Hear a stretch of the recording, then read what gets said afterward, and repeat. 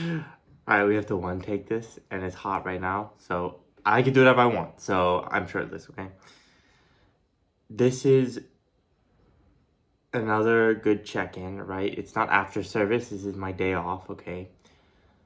And I'm thinking, and I want to reflect on something I'm inspired by and that I have so much more left to learn. The past 6 months, I've been working very closely with foragers and the gardening team here at the restaurant I work in the south of France. And I clicked on a YouTube video, okay? The video has 17 views. It is titled Nanyo Yamagata,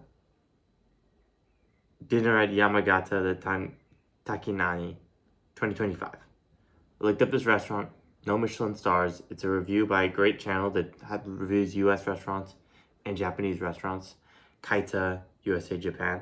I'll link it in the description. And it is about sansai.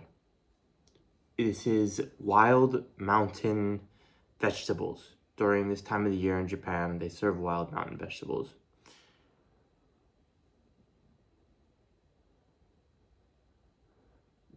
This is a 12-course meal in an unstarred restaurant in Japan.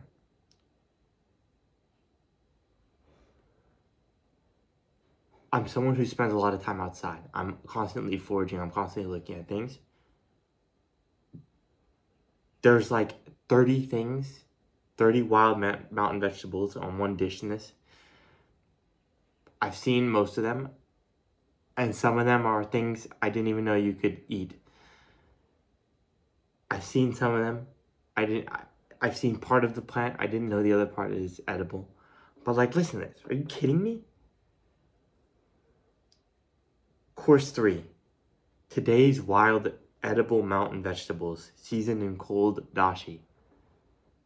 Ostrich fern. I've seen it. Didn't know it was edible. Japanese angelica tree sprout.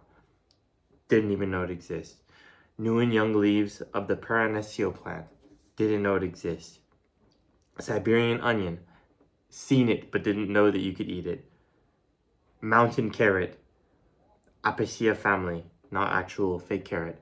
Didn't know you could eat it. Katakuri. Didn't know you could eat it. Ostas. Didn't know it existed. Senbon neji. Not available in the south of France. Violet leaf and flower. That one I've had, but didn't know that you can try to use it. What is my point here? Sansai, I'm in the Mediterranean. We have mountains in the Mediterranean. I can have the Sansai Japanese tradition in the Mediterranean, right? The Japanese wild mountain vegetables, this type of concept in the Mediterranean. I can do that.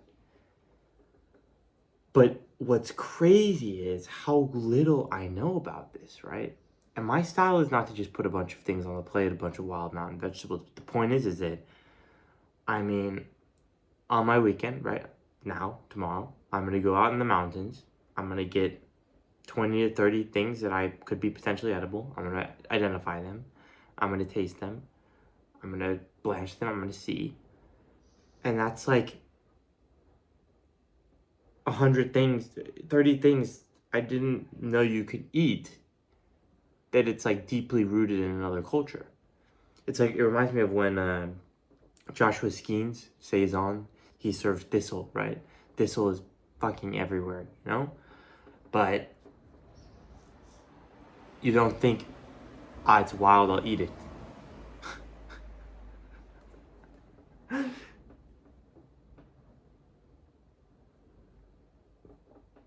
And now, because I've worked in the garden, I'm thinking, example, myoga, the flowering part of ginger. What's stopping me from growing that? Flowering ginger. Have a new flower during the season of spring.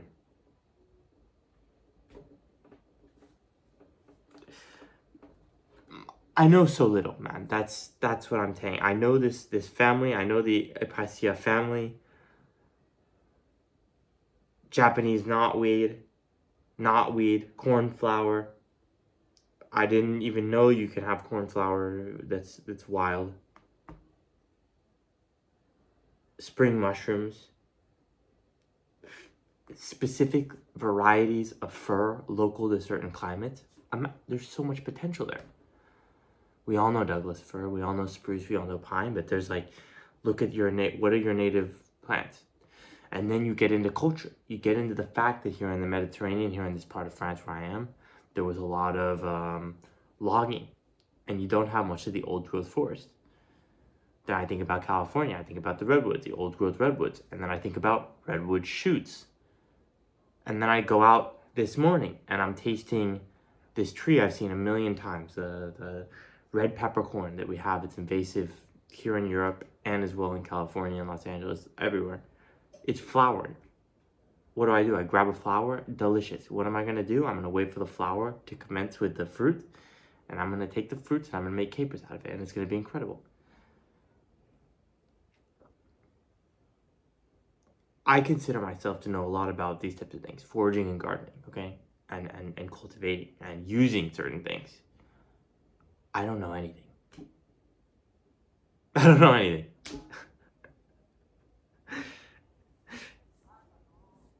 I haven't even finished this video, but I know like the Asteraceae family, I've had it pointed out to me by gardeners, right? The gardeners know this stuff because it's their job, but chefs don't take the time, right? In Japanese culture they have, but the chefs don't take the time to like know all of that stuff, and it's so much. So much.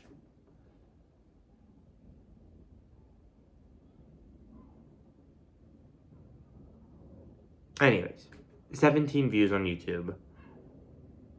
A restaurant that maybe that's where I go stage. That's where I go learn from during the next closure of our restaurant.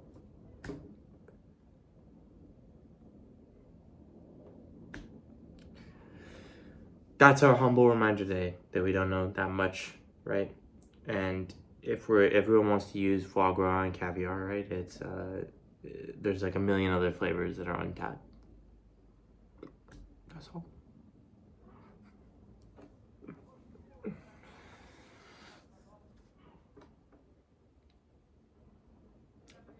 Thank you for watching. That's all today. I might not even upload this. We'll see. Thank you for watching.